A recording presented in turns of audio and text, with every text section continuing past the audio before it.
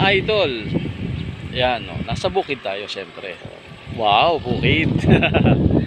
Syempre, darating ang panahon na meron pa kaya tayo bukid na sasakahan.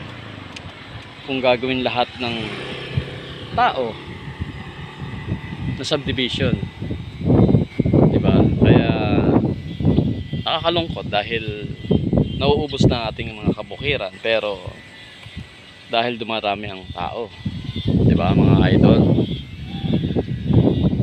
Kaya po saludo tayo siyempre sa mga kababayan nating magsasaka na sila ang nagpapakain sa atin.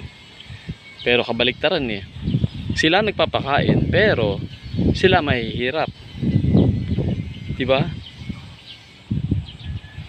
Dapat kung ikaw ang nagpapakain, dapat mayaman ka. Pero baliktad na po ngayon, kung sino yung nagpapakain sa yung mahirap. Tama po ba ako mga idol?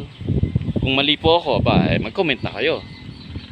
Na po, kung sino yung mayayaman, sila lang yung tagakain.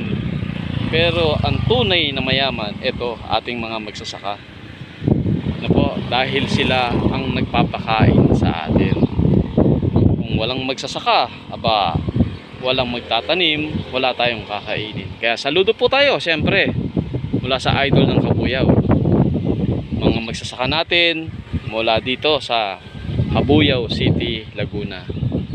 Sana po ay magpalakas kayo at siyempre kayo ang inspirasyon ng bawat Pilipino. Kayo nagpapakain sa bawat Pilipino, sa bibig ng bawat Pilipino na nabubuhay sa mundo. Nawa ay manatili itong bukid na to para meron tayong makain mga taga-Kabuyao. Maraming salamat po. Ingat po kayo mga kababayan natin na farmers. God bless Kabuyao.